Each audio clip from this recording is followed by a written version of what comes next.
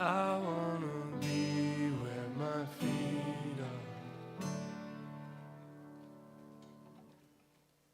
Amen. Amen. The Holy Gospel today is from Luke 12, starting at the 13th verse. Glory to you, O Lord. Someone in the crowd said to Jesus, "Teacher, tell my brother to divide the family inheritance with me." But Jesus said to him, "Friend, who set me to be a judge or arbitrator over you?" And Jesus said to them, "Take care, be on your guard against all kinds of greed, for one's life does not consist in the abundance of possessions." Then he told them a parable. The land of a rich man produced abundantly, and he thought to himself, "What should I do? For I have no place to store my crops." And then he said, "I will do this. I will pull down my barns and build larger ones, and there I will store all my grain and my goods. And I will say to my soul, 'Soul, you have ample goods laid up for many years. Relax. Eat, drink, and be merry.' But God said to him, 'You fool. This very night your life is being demanded of you, and the things you have prepared, whose will they be?' And so it is with those who store up treasures for themselves, but are not rich toward God." The Gospel of the Lord. Praise to you, O Christ. You may be seated. Grace, mercy, and peace to you from the triune God, creator, liberator, and sustainer of all life. Amen. We live in an age of excess. We hear like dollar signs of millions and billions and like in casual conversation, and I don't even think we can sometimes comprehend those sums of money. So here's an example. Carl, could you help me? Everyone Carl, just acknowledge. Carl here. I have given him $1 billion. I know. And Carl, it would take Carl. So if he spent $1,000 every single day, it would take him 2,740 years to spend $1 billion. That's like from now to when the first pyramids were built. If Carl ramped up his spending and he spent $100,000 a day, it would take him almost 30 years to spend. And if he wanted to just blow through it in a year, he'd have to buy a $2.7 million luxury mansion every single day for a year. Like $1 billion. I know, it's kind of fun to think about. As long as he can give me one of the houses, we're good.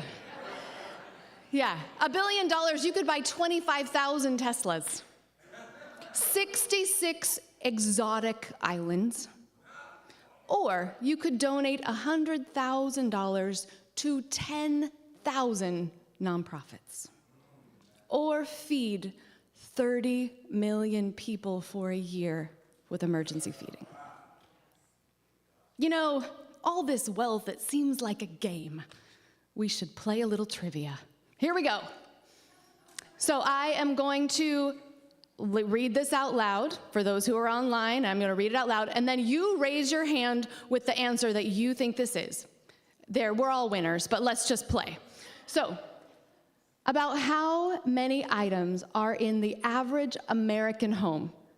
Raise your hand if it's 30,000, 100,000. Oh wait, 30,000, 100,000.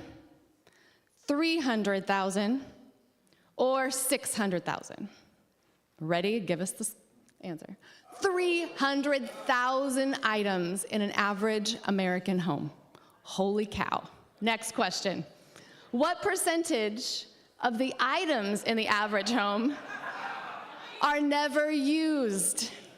20%, 50%? Oh wait, 20%? 50%? 70%, 80%. Okay, and the answer is 80%. All right, next question. As of May 2025, How many billionaires globally own more combined wealth than the poorest 1/3 of humanity? Is it 8, 17, 36, or 44? The answer is 8. 8 people own more wealth than 1/3 of the entire population of the earth. Next question. Out of the 38 parables Jesus told, how many focused on money or possessions? 5, 10, 16, or 30? It was 16. 42% of what he preached or what he told about was about that. And then the last question. Approximately, how many verses in the Bible, Hebrew scriptures and the New Testament, mention wealth, poverty, or economic justice? 200, 500, 1,000, or 2,000? 2,000. Whew. Money, and that's the end of the... We can play this again another time, so you let me know. Give me feedback if you liked a little trivia in the middle of a worship service. We live in an age of, so much. Many wealth, visions of billions and trillions of dollars, and it can lure us into a false sense of security and disrupt our ability to prioritize and value what truly matters in life. No wonder Jesus warns, be on your guard against all kinds of evil, for one's life does not consist in the abundance of possessions. Jim Carrey once said, I think everybody ought to get rich and famous, do everything they ever dreamed of so they can see that that is not the answer. Hollywood, mansions, red carpet, expensive vacations, lifestyle of excess and luxury. I wonder how long it took for Jim Carrey to look around at all of it and think this all is meaningless, empty, and he walked away.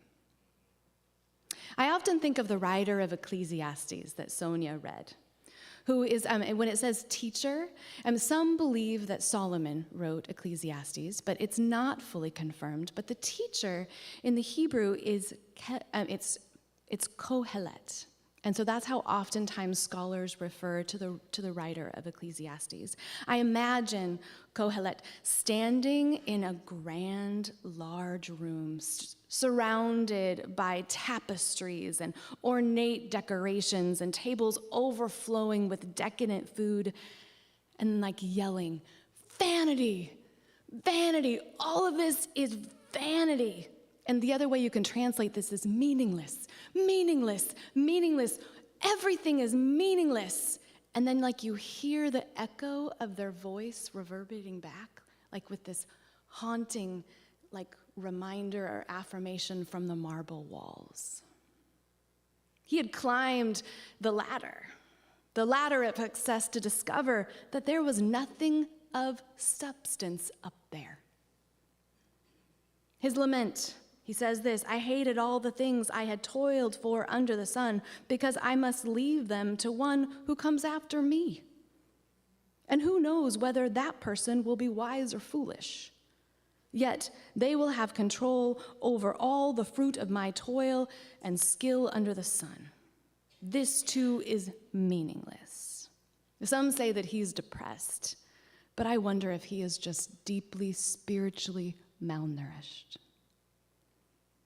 Ecclesiastes was written during the Ptolemaic period, 332 to 30 BCE, when peasant laborers were working under crushing taxes that would fund the elite.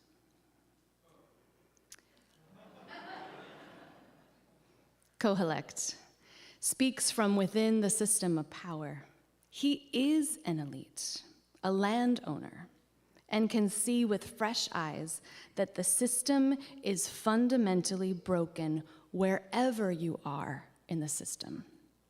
When he says, there is nothing new under the sun, He is being prophetic, and he is noticing and naming that every empire promises progress through the accumulation of more and more things, and it is the same hollow pattern.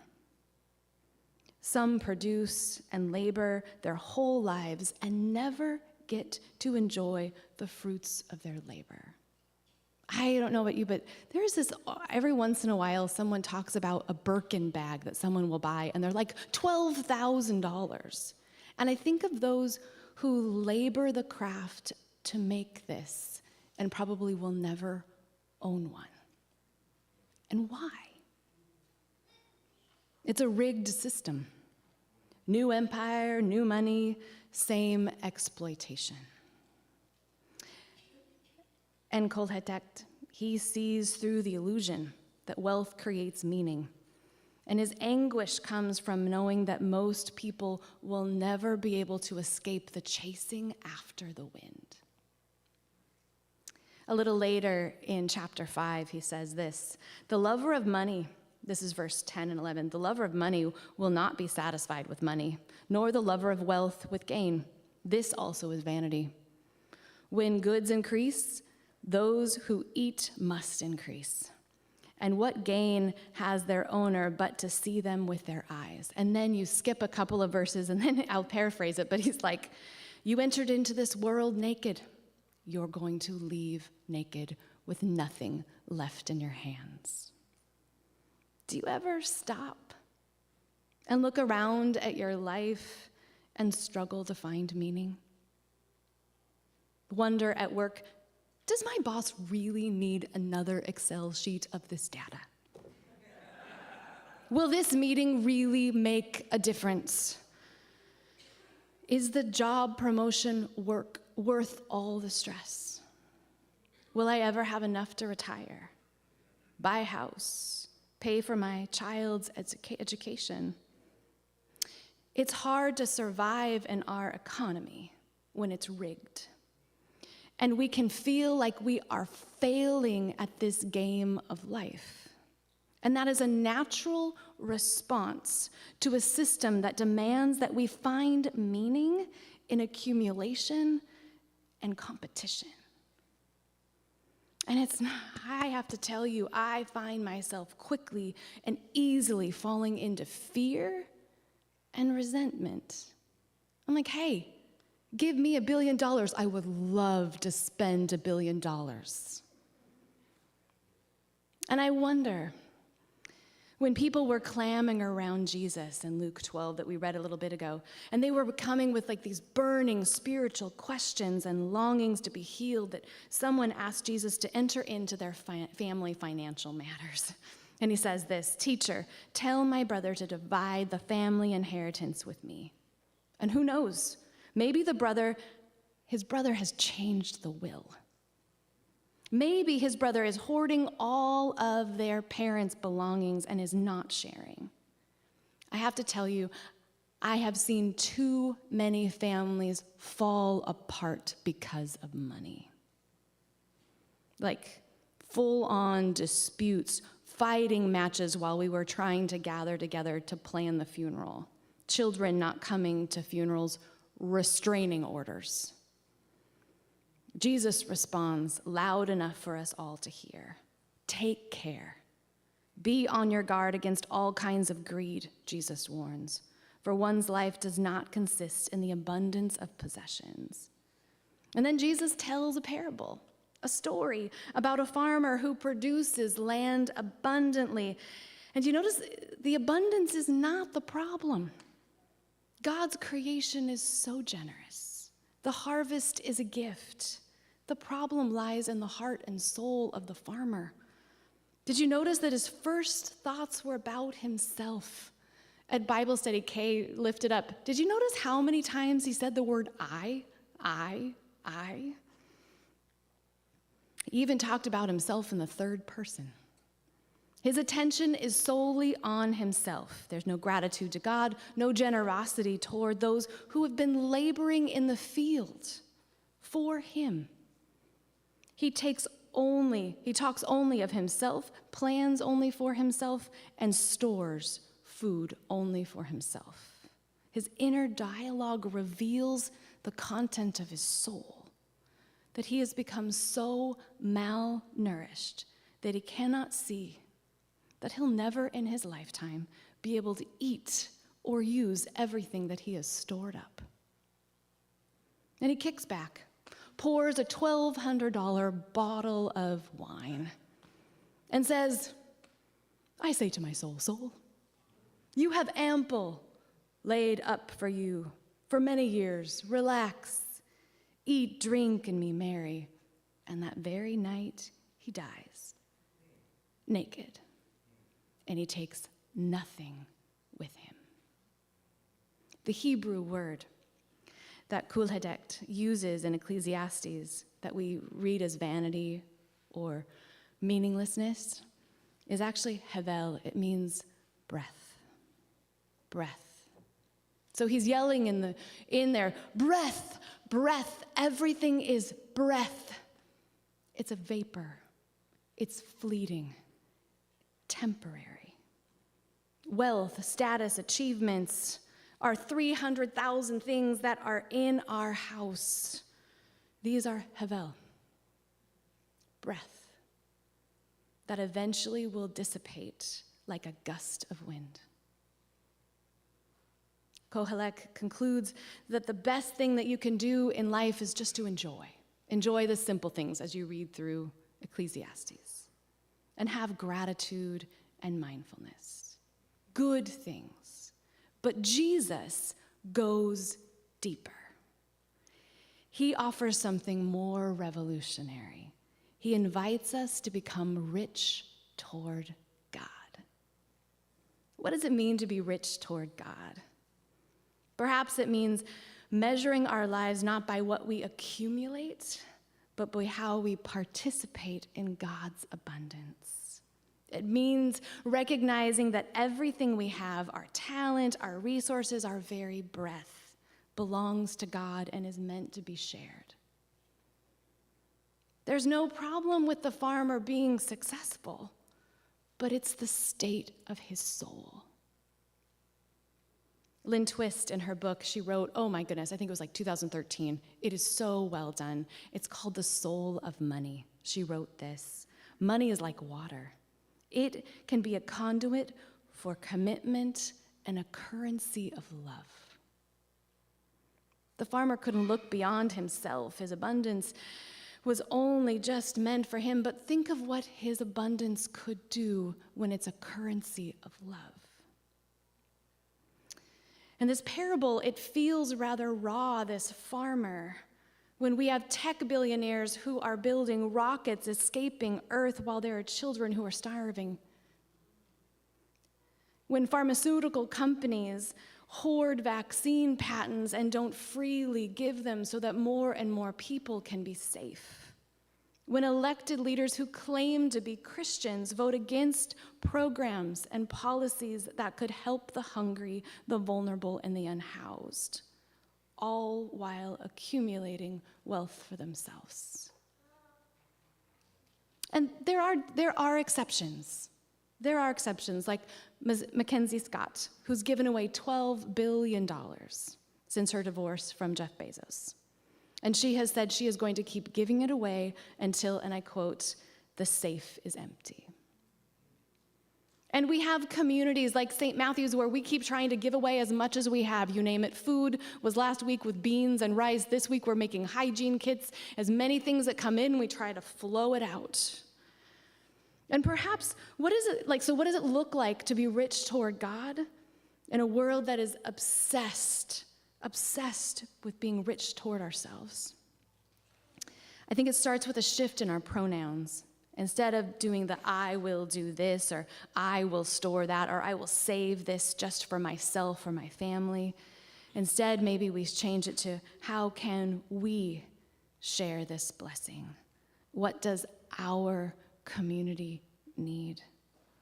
Being rich toward God requires like a revolution of our heart and our soul. It means that we are stewards, recognizing that our breath, our talent, our resources are all havel, breath, fleeting, but they're all gifts to be shared. So Jesus invites us to discover the joy that from loosening our grip on things that were really never even ours, we can truly grasp after that which gives us life, like a life that is full and rich and whole. Carl, with his $1 billion, will never be able to spend it. But each of us, I know, but it would be fun, and it's fun to think about. It's fun to think about it. We could just have so much fun. But each of us, with what we have, with our havel, our breath, that is temporary, can invest in what matters. Not bigger barns, but a beloved community and a collective flourishing. And we don't have to stand in great halls and feel empty and alone, or even in our living room or in our office and go, vanity of vanity, all of this is meaningless. We can breathe together. We can turn toward each other. We can hope together. And that is what it means to be rich with God. To live with open hands and generous hearts, knowing that our brief breath is a part of God's presence in the world, and that is good. And that is more than enough. Amen.